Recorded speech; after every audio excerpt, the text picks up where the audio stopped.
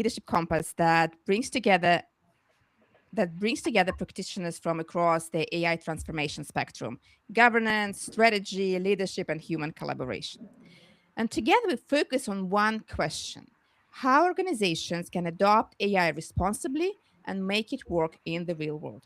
And today with me, two experts. I'm very excited to introduce them. Felicia Burtscher, senior strategist at the intersection of AI innovation, ethics, and regulation. She has contributed to the harmonized standards for the European AI Act and built certification systems across Europe. She's helping organizations translate regulation into practical compliance and leadership strategies. Welcome, Felicia. Happy to be here. And Giorgio Zampirolo, a strategic advisor and AI governance specialist, working with boards, executives, and institutions to turn AI complexity into clear strategy, responsible governance, and informed decision making. He focuses on helping organizations move from experimentation to structured, accountable AI adoption. And I am Daria Rudnik, team architect and executive leadership coach, helping leaders build strong teams in AI-driven world. Well, we got together here to talk about European AI Act. And my first question, Felicia, is to you. Like, what is it? What does it mean for businesses? Because I know there is a new, very important stage coming into place on August 2nd this year. Yeah, right. So the EU AI Act is entering its next implementation phase. Um, and I think what's important for especially SMEs to understand is that it's not only about the big tech companies, but the AI Act applies far more broadly than I think a lot of organizations realize. So I think at a very high level, the EU AI Act uses a risk-based approach. So um, in simple terms, the higher the potential impact of an AI system on people, safety, and fundamental rights, the more obligations apply. So you can think about four categories. You have minimal risk systems. So these are things like internal productivity tools. They generally have very limited obligations. Then you have transparency risk systems for example, chatbots or AI-generated content where users may need to be informed that they're interacting with an AI. And then you have high-risk systems. This is where things become much more serious. So a system used in areas like hiring, education, critical infrastructure, healthcare, finance, or access to any essential services that may fall in this category. And these systems require structured risk management, documentation, human oversight, data governance, monitoring, and accountability measures. And then there are also like the fourth category, a few prohibited use cases that are under the unacceptable risk class on the EU law, such as forms of manipulative or exploitative AI practices. So I think what now really changes is that organizations can't use it, can't treat AI governance as a future problem, but there's now a timeline. There's no deadline timeline to it. So they increasingly are required to understand what AI systems they actually use. So kind of doing internal auditing. They should assess the potential risk categories they fall into, establish accountability, and then demonstrate how they responsibly oversight their AI systems. So it's it's getting a lot more concrete now. Well, it does make sense. I mean, we do need to understand where each tool is Yeah. used, for what purposes, but it kind of adds a lot of work on. Yeah. And maybe one more thing I'd like to add is that this risk classification is often use case dependent, and it's not only model dependent. So the exact same underlying model may fall into very different regulatory situation depending on how it is used. And When you say model, you mean like large language model, or what kind of model? Yeah, any AI model. I mean, this could be a Um, very simple, machine learning model. This could be an LLM, a generative um, model. But so if it's like only used internally to, I don't know, help brainstorm marketing ideas, like using ChatGPT or any other large language model, then it's very, might represent relatively limited regulatory risk. But a similar or even identical underlying model used in, I don't know, job candidates, like in the hiring process, or to assess credit worthiness in the finance sector, or in healthcare, that could really then potentially fall into a high risk category, still being the same model. So yeah. cool. Yeah.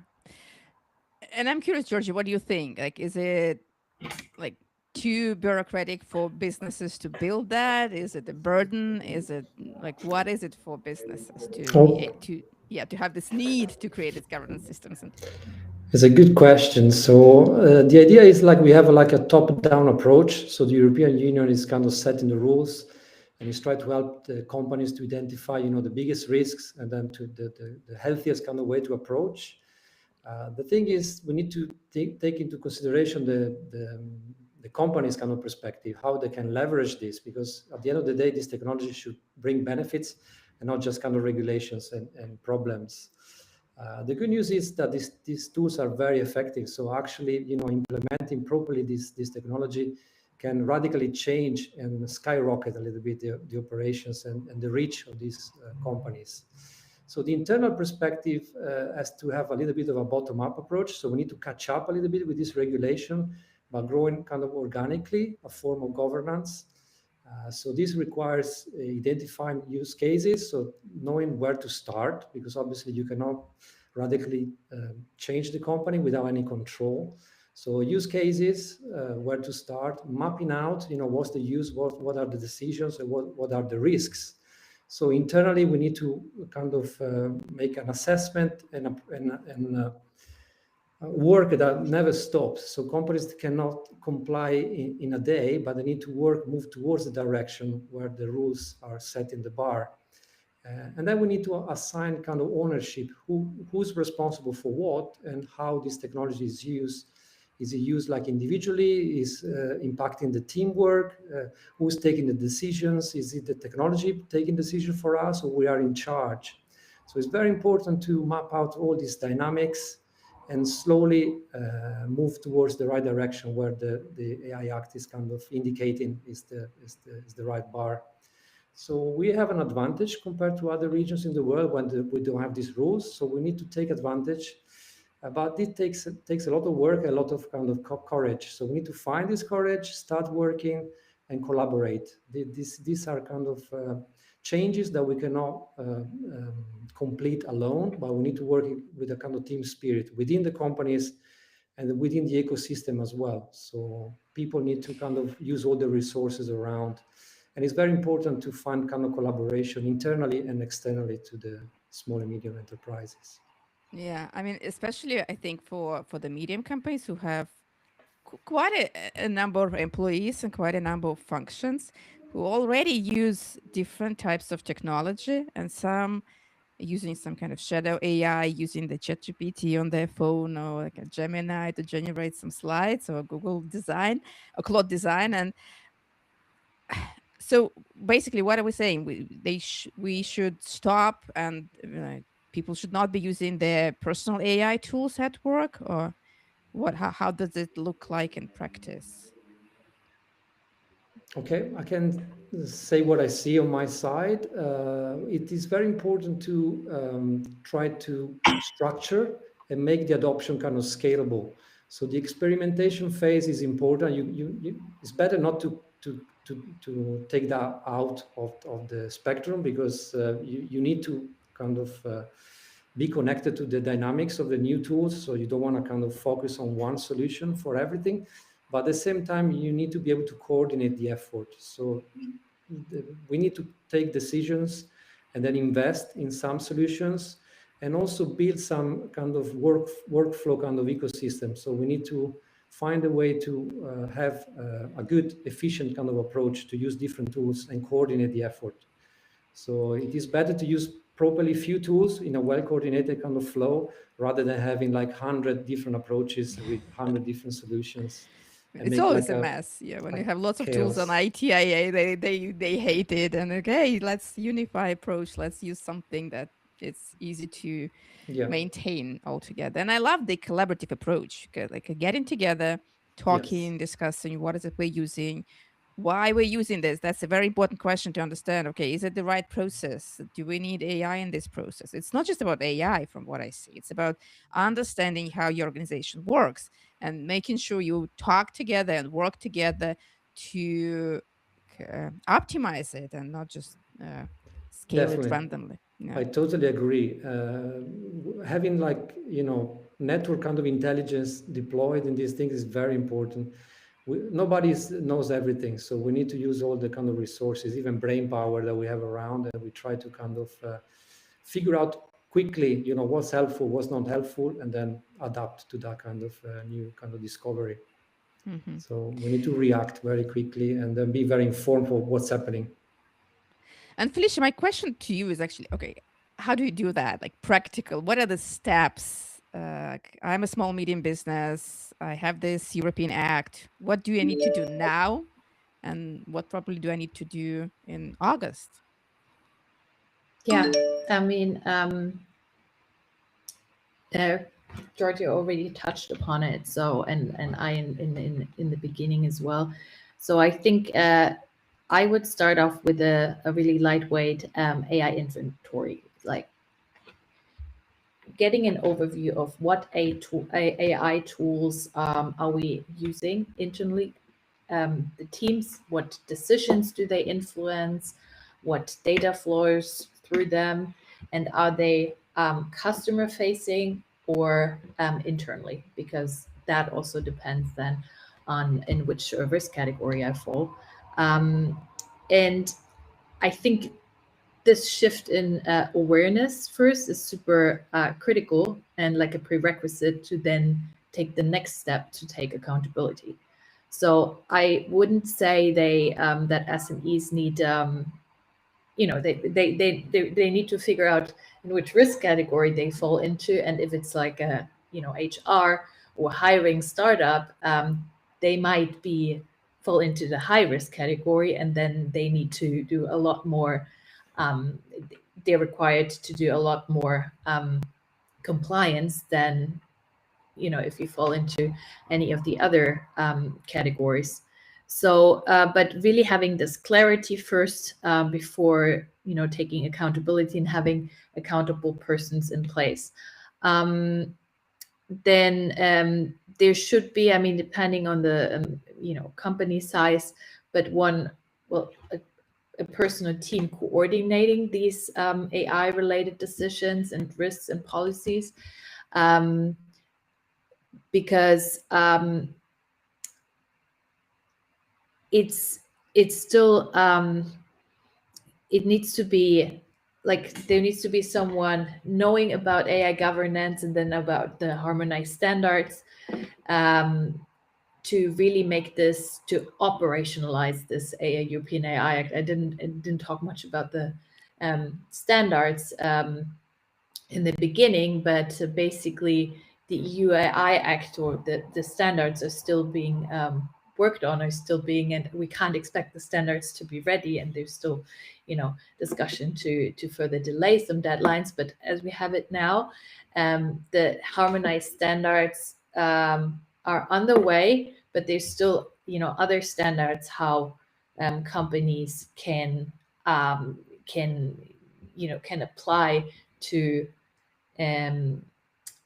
operationalize the requirements from the European AI Act. Yeah. Can I ask you a question? I mean, yeah, do I understand you right? So for now, since there are no harmonized standards across like the whole Europe, what companies are required to do is to have this understanding of what kind of tools they're using and make sure that those tools are kind of are mapped across the four categories that you talked about: the automation, the where there can be more automation, less human, where high risk, and when there is no AI should be ever involved.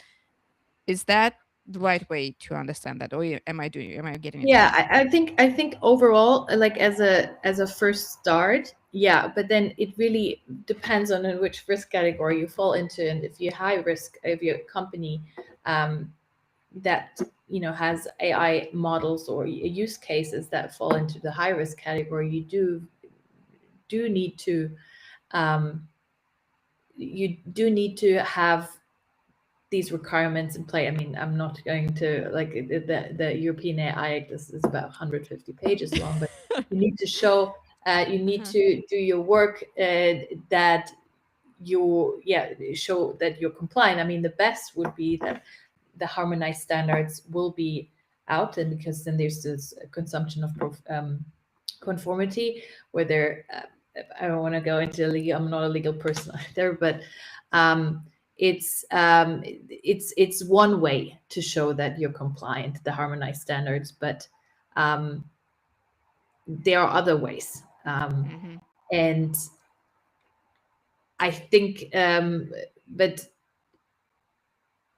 to I think first, and this only applies to a small percentage of companies, you need to know in which risk category you fall into.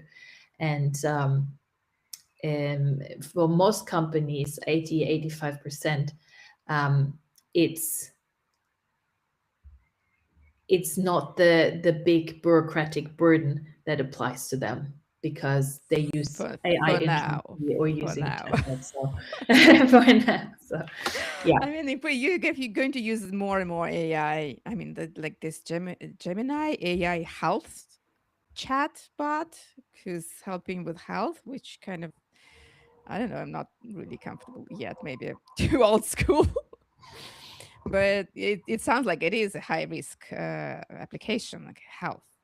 So, but I think a lot of companies are using AI for hiring, because it's efficient, and it's high, and it's high risk. Yeah. So we do understand that it's a huge document. You need to read it, be ready for it, talk with your lawyers. But the first and most important step to do right now is do this AI inventory, do this audit on what tools you're using already, what you want to use or plan to use, and what is the risk category for each of those use cases that you do. Is it right? Yeah. Okay. And then sorry, Felicia, you go. No, have a responsible person, or if a team is required, in place that actually focuses on that and like coordinates the efforts within the company depending its size. Yeah, Giorgio.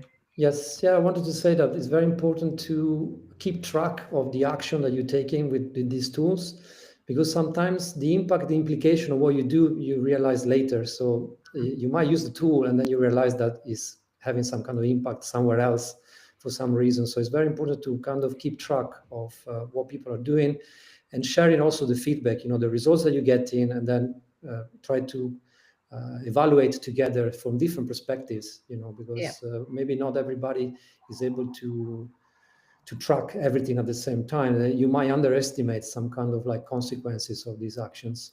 And also, if you're tracking these steps, you're able to analyze later, and then maybe to figure out where the problem started. So you might change kind of processes. I think this AI Act is a good opportunity for companies to reevaluate their processes, find kind of new ways to be efficient, and then eventually maybe improve their approach before they kind of automate and scale their kind of AI use. So it could be a good challenge that, if embraced in the right way, might help us kind of become more efficient and more conscious as well. Sometimes I speak with companies that have been doing the same thing for decades, and they never kind of reevaluate what they do. And this kind of jump it could be a good situation where people, you might take a different direction and improve things finally. So it could help a little bit freshen up what's happening. And technology also can help with this. So if you use in a good way, is helpful. If it's just applied on top of whatever everything you do, it might have the opposite effect. You might speed up process, make a mess even bigger, even faster, and then you might have to kind of make even more kind of extreme kind of changes. So it's better to anticipate the problem. So I think planning and working ahead of what you do is a good approach. So. I mean, we'll see how it plays out eventually when companies start doing that. But it now looks like a good thing because, again, like you said, Giorgio, it's very important to understand what you're doing. What are the processes, how people communicate, how people collaborate, what are you using? Not because of AI, but just because it's a regular business. We should be doing that on a regular basis. And very few companies do that and kind of try to understand, is this the right process? Is it the right tool? Are we collaborating in the right way? And this is kind of a good prompt to do this inventory, not only on two AI tools, but also the processes those tools support. Maybe we just don't need this process. We don't need this chaos at scale with using AI to automate things. You know what, Felicia? I think this question maybe is for you, and it's about now we have AI in every tool. I mean, just I think that I can't think of a tool that doesn't have AI. So, how deep should this inventory go? Like, if someone is posting on LinkedIn for PR purposes, and LinkedIn has AI there, do we need uh, to include that in our inventory or not? I mean, yeah, it's a good one. I mean, it's like I get this question a lot. Is ChatGPT now prohibited by the European AI Act for employees to use within a company? But I think so. I think it's more about as I said, it's a use case. It's very use case dependent, but having an inventory of, I don't know, groups of AI systems that are being used and how are they actually being used by the employees. I think internally, as I said, is less,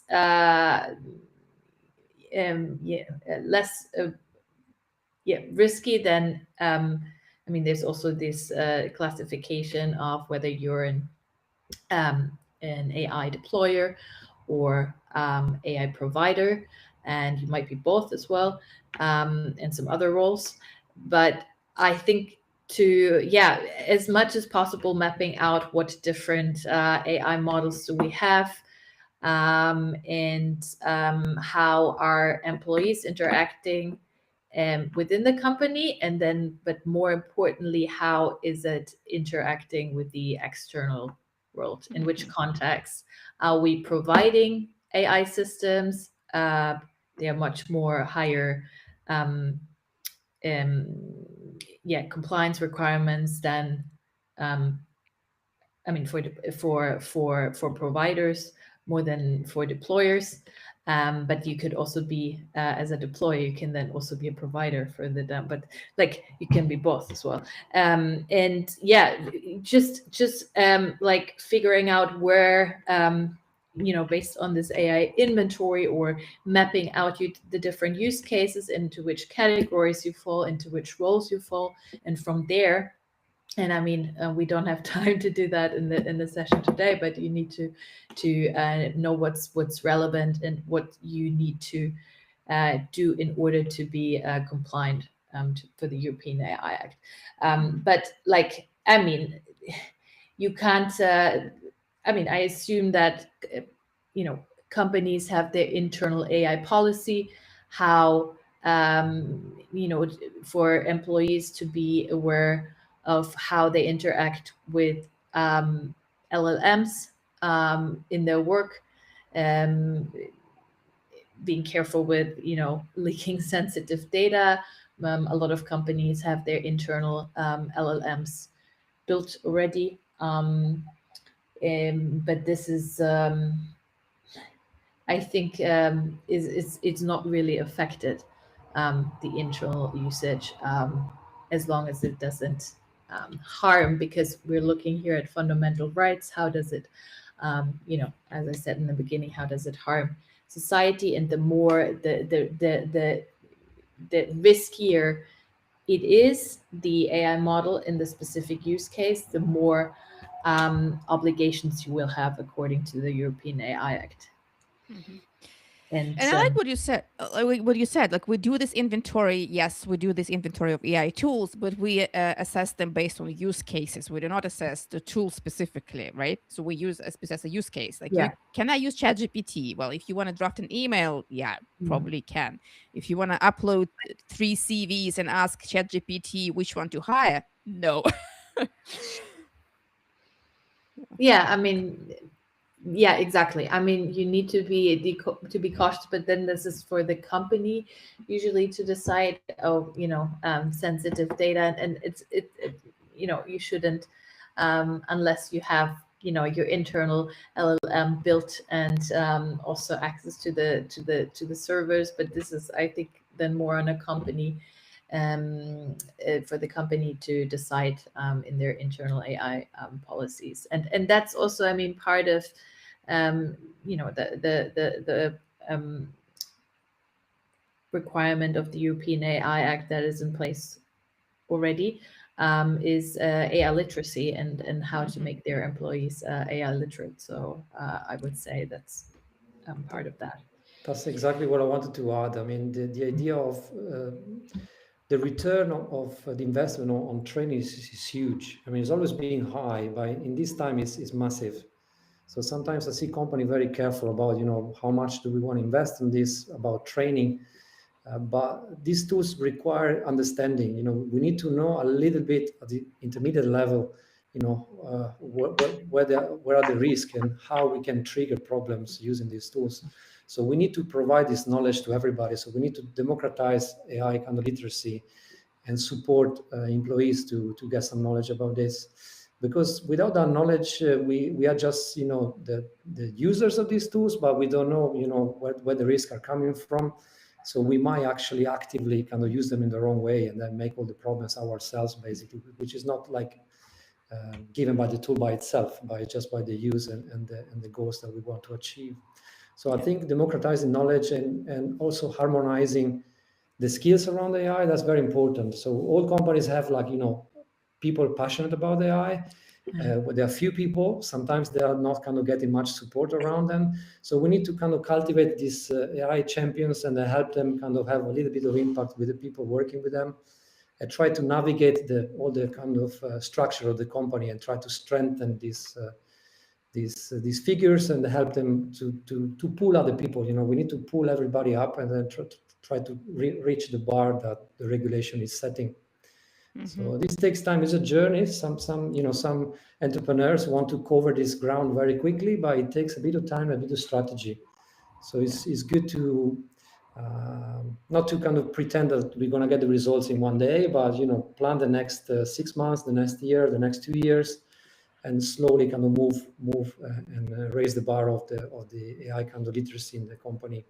And it is a process. Yeah, it is a process. And again, when we talk about AI literacy, it's not just how to open ChatGPT and ask a question and use the result. It's about understanding how this AI response actually is produced, what about hallucinations and what is truth and what is not. Again, what are the risks and things like that. Because we've seen lots of very interesting different stories of misuse of AI, and it sounds funny, but I mean, they are real life. They impact people's lives.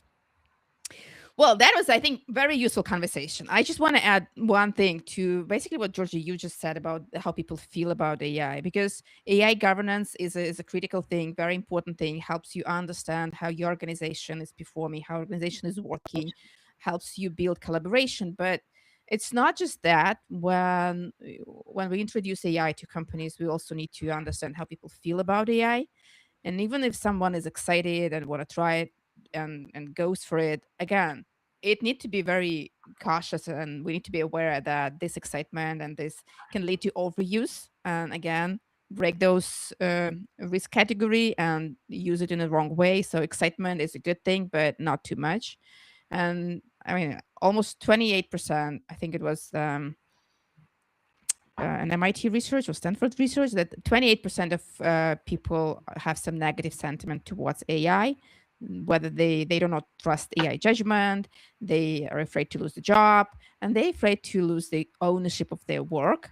And again, we need to address that and tell them, okay, that this is how we're going to use AI, and this is that's how that would mean for you and your job and your role, and that's why you should be using it, not because we want to replace you, but because it will help us produce better results.